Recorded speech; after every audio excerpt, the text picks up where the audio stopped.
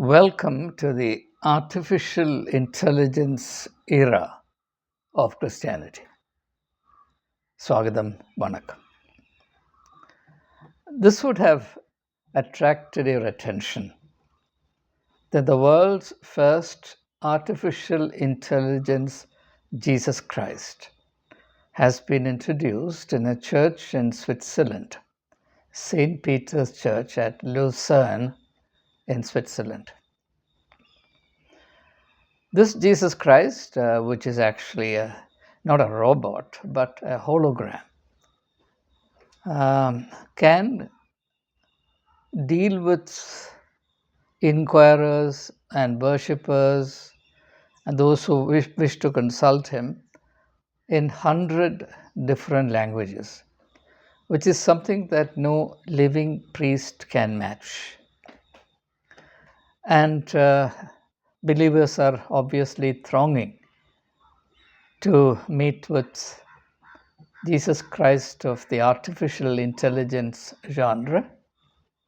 And many of them, having had an experience of it, came back and reported that they had genuine spiritual experiences. Perhaps something that they have not experienced for many, many decades with priests of non artificial intelligence, such intelligence as priests promote and possess.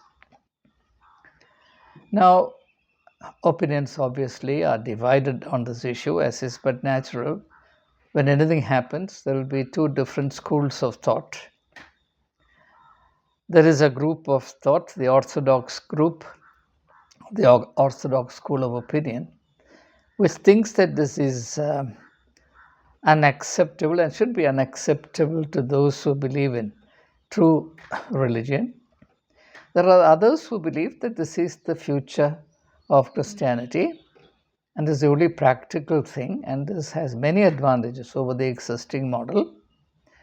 For one thing, rather than make confessions to the representatives of Jesus Christ in the form of priests, artificial intelligence Jesus offers you the opportunity to make your confessions in person directly to Jesus himself. And this also gives to Jesus an opportunity to deal directly with people so that he doesn't have to go through the dubious mediums of priests, bishops, and the ecclesial hierarchy.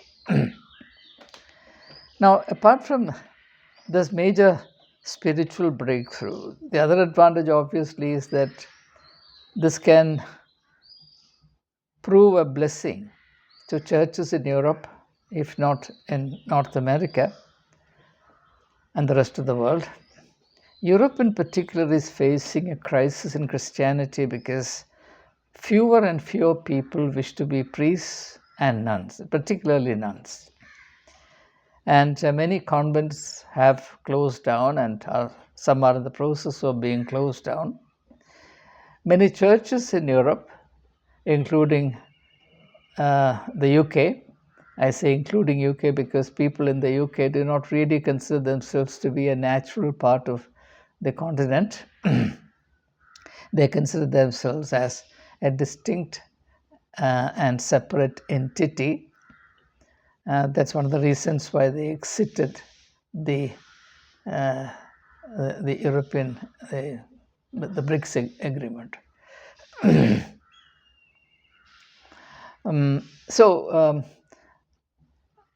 Given this combination of theology and technology, churches in Europe can look forward to a far easier time ahead, because whatever dearths that they experience currently in terms of priestly personnel can be easily made up for using the resources of artificial intelligence. Now, I feel that there is something historically ironic about artificial intelligence making an inroad into the realm of Christianity. Because what has really prevailed in the domain of religion over the last several centuries, at least for the last 1,000 years, is nothing but artificial intelligence of a different kind.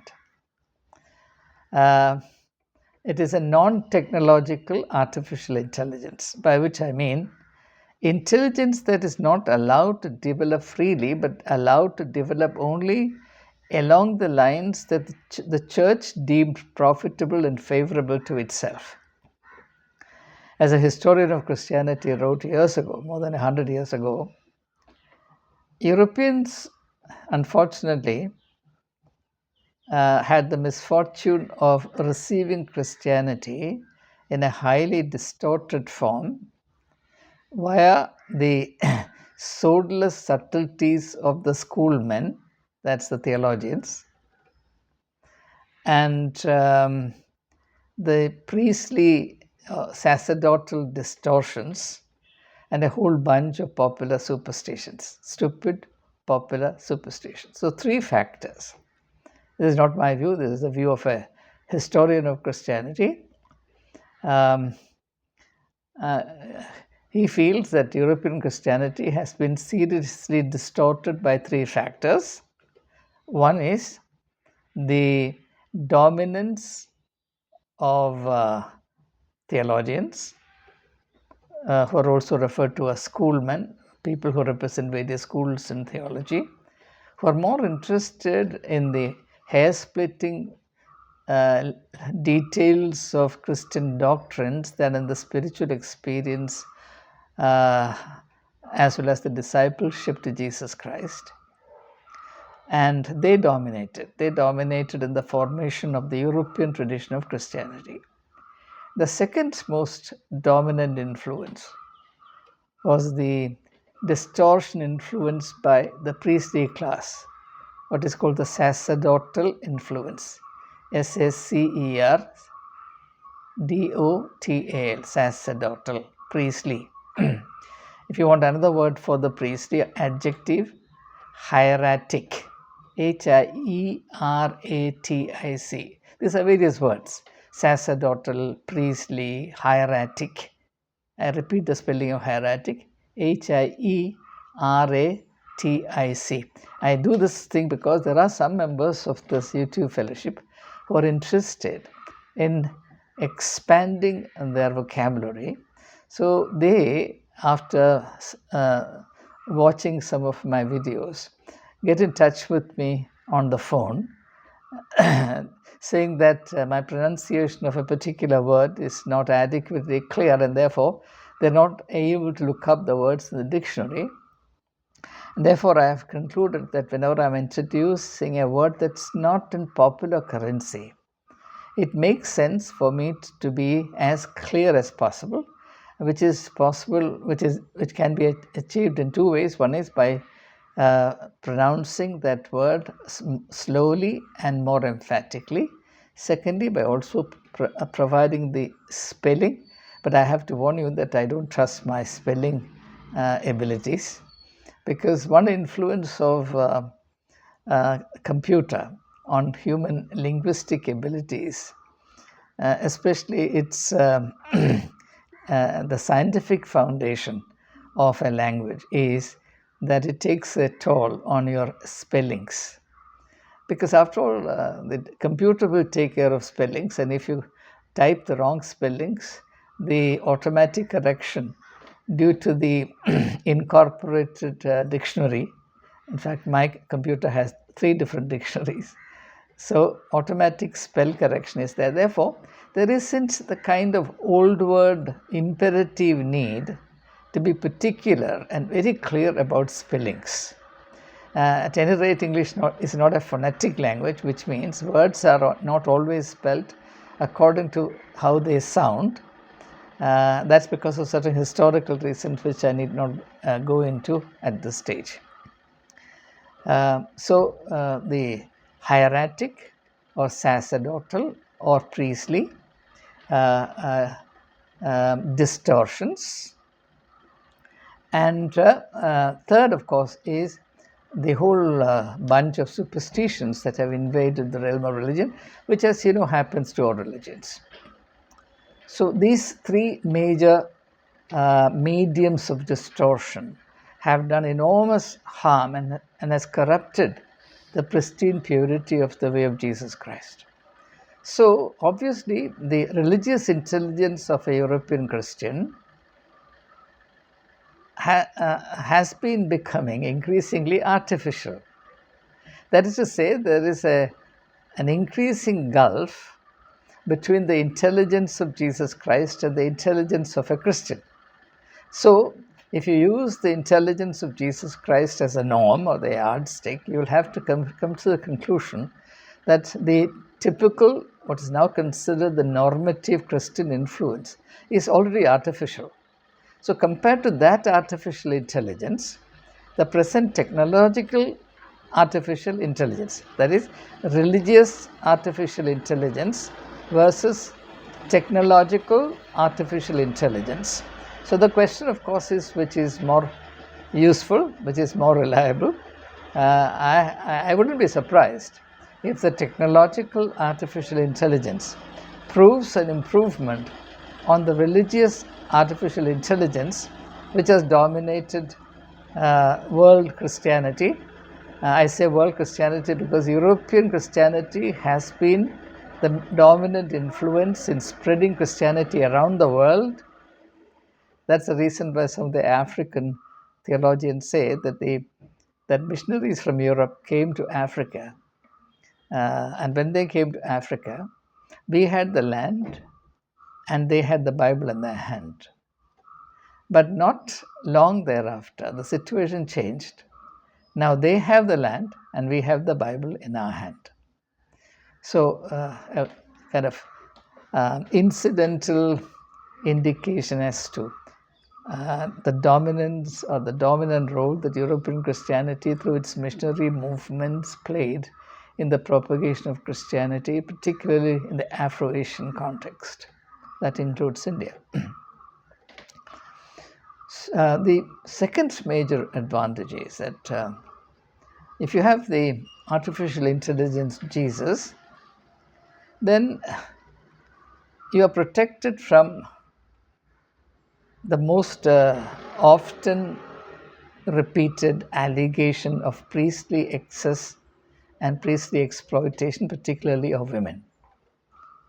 Now, here in this case, it's not a priest, but the artificial intelligence Jesus himself in whom you confide. And therefore, the risk of the priest taking advantage of the confidence that or confidentiality that you repose in him is nil. The artificial intelligence Jesus has no vested interest and has no hidden agenda. He just makes himself available there. It's a hologram. It's not a robot, as I said. It's the hologram projected with the use of ultra-modern technology. Those who go for confessions can do their confessions without the slightest trace of anxiety. They can rest assured that the confidence that they repose in artificial intelligence Jesus will be respected, and that the experiences or the lapses that they confess will not be used against them. There are, of course, other advantages as well. For example, in the long run, if not now, at the moment it is unaffordable, but in the long run, this could also prove economically more viable.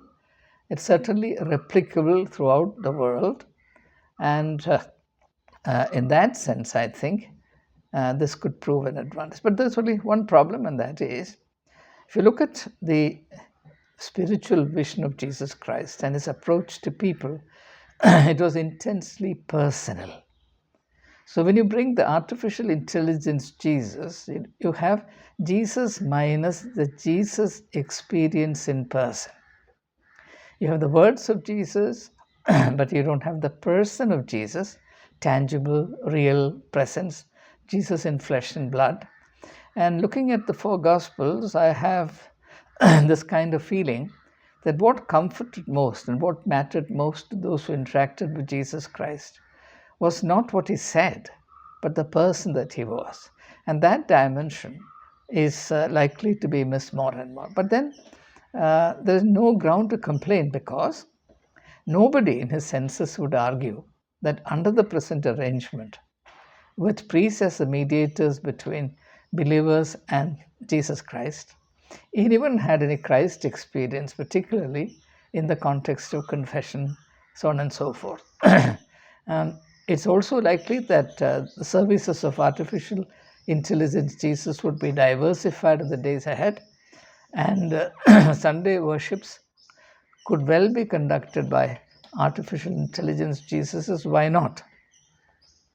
In fact, what the COVID pandemic crisis has proved is that all these things are dispensable, and that the spectacle of worship service being organized, that believers sitting in their rooms and their houses could see via the internet, offered as satisfying as religious experience as the experience of going to churches, because there is no evidence available to us that during the COVID period, when all churches were closed down, people really missed anything in terms of actual spiritual experiences. They may have initially felt some discomfort to the extent that their Sunday habits were disturbed, but that's only as meaningful religiously as the disturbance somebody feels when his bed coffee is disrupted. So this is what I call the tyranny of habit. But in terms of the quality of religious or spiritual experiences, it's abundantly clear that nobody missed anything during the period that all churches were closed down in India during the pandemic period.